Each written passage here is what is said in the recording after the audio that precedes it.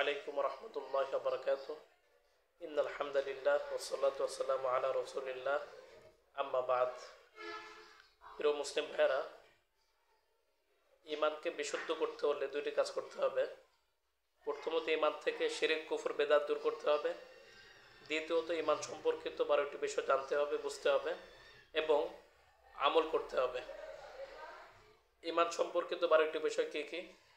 ঈমানের 3 মূলনীতি, ঈমানের শর্তাবলী, ঈমানের আরকান, ইসলামের আরকান, ঈমান ভঙ্গের কারণ, শিরক কুফর, তাগুত, তাওহীদ, সুন্নাহ, বেদাত, ইবাদত।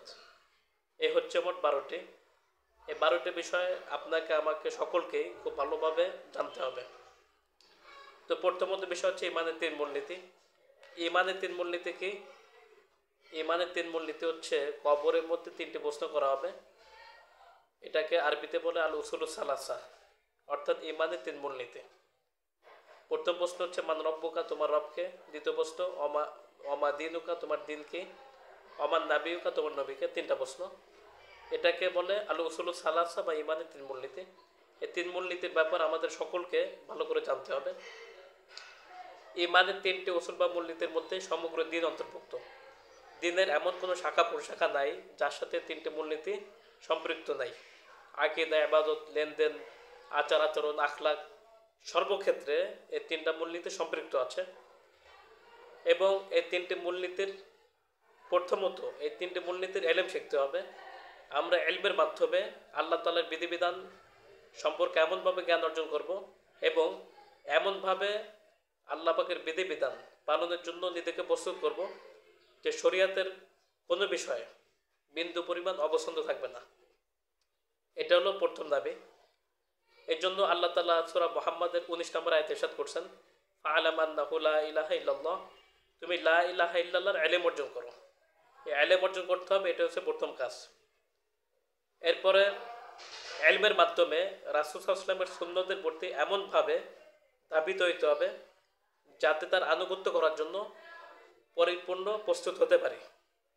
এক্ষেত্রে আল্লাহ তাআলা সূরা নিসার 65 নম্বর আয়াতে ইরশাদ করেছেন, ফালা ওয়া রাব্বিকা লা ইউমিনুনা হাত্তা ইউহাক্কিমুকা ফীমা শাজারা বাইনাহুম সুম্মা লা ইয়াজিদু ফি আনফুসিহিম হারাজাম মিম্মা কাদাইতা ওয়া ইউসাল্লিমু তাসলিমা। অতএব তোমার রবের কসম, তারা মুমিন হবে না যতক্ষণ না তাদের মধ্যে সৃষ্ট বিবাদের ব্যাপারে তোমাকে বিচারক নির্ধারণ করবে। এরপর তুমি যে ফয়সালা করবে সে ব্যাপারে নিজেদের অন্তরে কোনো বিন্দু পরিমাণ দ্বিধা অনুভব না করবে এবং পরিপূর্ণভাবে মেনে নেবে। তো ইলমের মাধ্যমে দিন গ্রহণ করার জন্য এভাবে নিজেকে প্রস্তুত করতে হবে, তৈরি করতে হবে। কারণ দিন বা ইসলাম এটা হলো পূর্ণাঙ্গ জীবন ব্যবস্থা। এক্ষেত্রে কারো সন্দেহ থাকলে তার ঈমান থাকবে না। এর জন্য সূরা ইমরানের 85 নম্বর আয়াতে আল্লাহ তাআলা ইরশাদ করছেন, ওয়া মান ইয়াবতাগি গায়রাল ইসলামি দীনান ফালা ইউকবালা মিনহু ওয়া হুয়া ফিল আখিরাতি মিনাল খাসিরিন।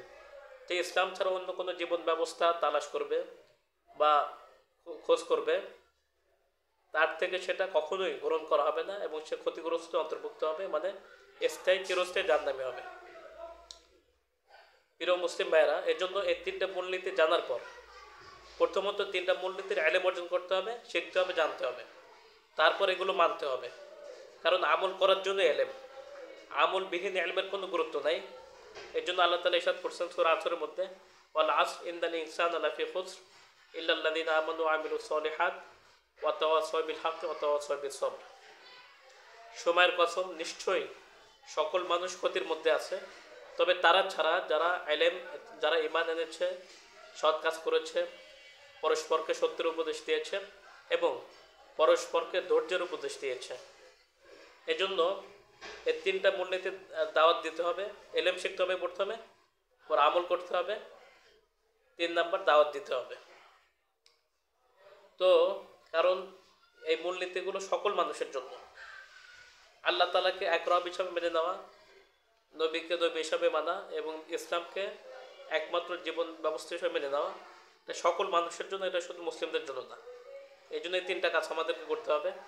তারপর এই 3টা মূলনীতি দাওয়াত দেওয়ার সাথে সাথে সবর করতে হবে। কারণ এই 3টা মূলনীতি যখন আপনি দেবেন, তখন যারা ইসলাম পরিপন্থী বা ইসলাম বিরোধী যারা আছে এরা কি করবে? আপনার বিরুদ্ধে অবস্থান নেবে। তাগুতপন্থী বা বিভিন্ন ইসলাম পরিপন্থী যারা লোকরা আছে আপনার বিরুদ্ধে তার অবস্থান নেবে। এই জন্য ওই সময় আপনার মধ্যে ধৈর্য থাকতে হবে। ধৈর্য না থাকলে আপনি দিনের উপর অটল থাকতে পারবেন না, অবিচল থাকতে পারবেন না, দাওয়াতের কাজ করতে পারবেন না। এই জন্য আল্লাহ তাআলা সূরা আনআমের 34 নম্বর আয়াতে ইরশাদ করছেন, ওয়ালাকাদ কুযযিবাত রুসুলুম মিন ক্বাবলিকা ফাসাবারু আলা মা কুযযিবু ওয়া উযু হাত্তা আতাহুম নাসরুল্লাহ। আর অবশ্যই তোমার পূর্বে অনেক রাসূলকে অস্বীকার করা হয়েছে, অতঃপর তারা তাদেরকে অস্বীকার করা ও কষ্ট দেওয়ার ক্ষেত্রে ধৈর্য ধারণ করেছে যতক্ষণ না আমার সাহায্য তাদের কাছে এসে পড়ছে। এর জন্য এই তিনটা মূলনীতির সাথে বন্ধুত্ব রাখা এবং বৈরিতা পোষণ করার ক্ষেত্রেও একটা নীতি প্রযোজ্য আছে। অর্থাৎ প্রথমত আপনি এই তিনটা মূলনীতির এলেম অর্জন করবেন, এরপর আমল করবেন, তারপর দাওয়াত দেবেন, এরপর ধৈর্য ধরবেন, সবর করবেন। এরপর যারা আপনার তিনটা মূলনীতির সাথে একমত পোষণ করবে, মনে প্রাণে মেনে নেবে, এদের সাথে বন্ধুত্ব রাখা ওয়াজিব। আর যারা মানবে না এদের সাথে শত্রুতা রাখা ওয়াজিব। এই বিষয়টা কোরআন দ্বারা প্রমাণিত। তো যাদের সাথে বন্ধুত্ব রাখা ওয়াজিব তাদের ব্যাপারে আল্লাহ তাআলা ইরশাদ করছেন, ইন্নামা ওয়ালিয়ুকুমুল্লাহু ওয়া রাসূলুহু ওয়াল্লাযীনা আমানু আল্লাযীনা ইউকিমুনাস সালাতা ওয়া ইউতুনাজ যাকাতা ওয়া হুম রাকিউন।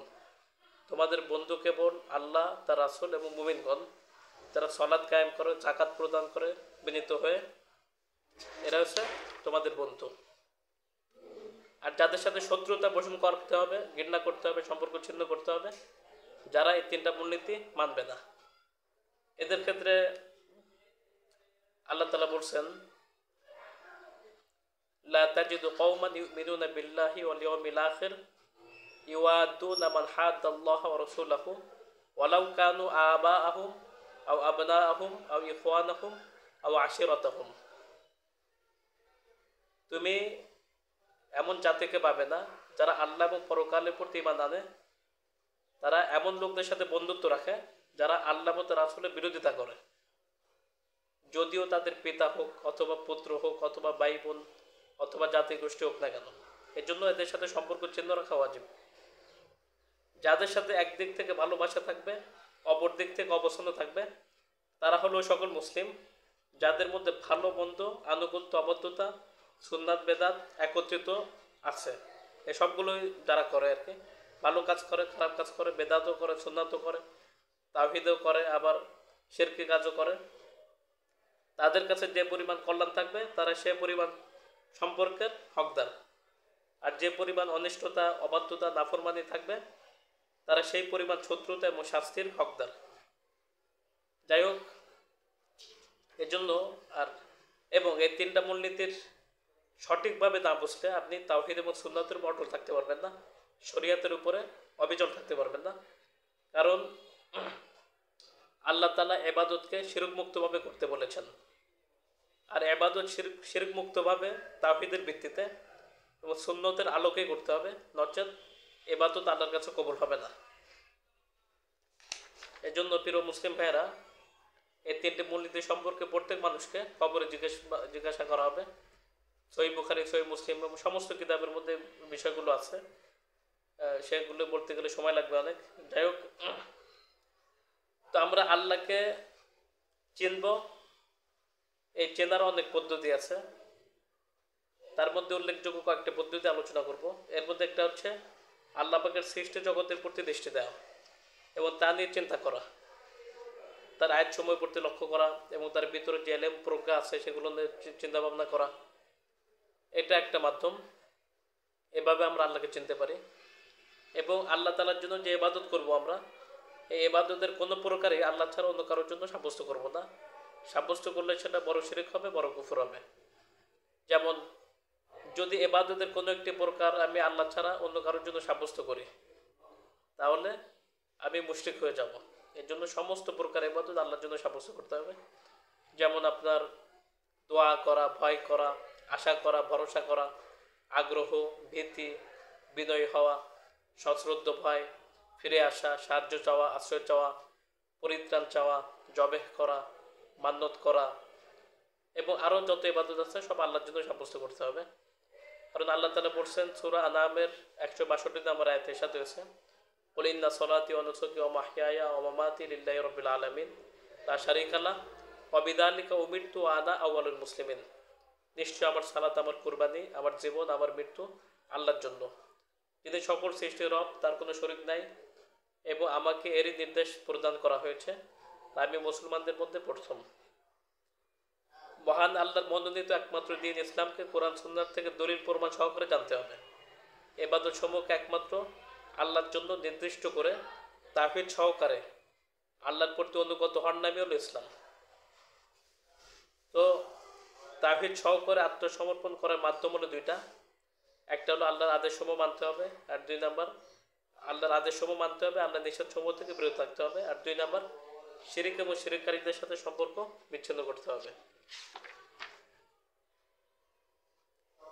প্রিয় মুসলিম ভাইয়েরা, এই হলো মোটামুটি ইমানের তিন মূলনীতির বিষয়ে কথা বললাম।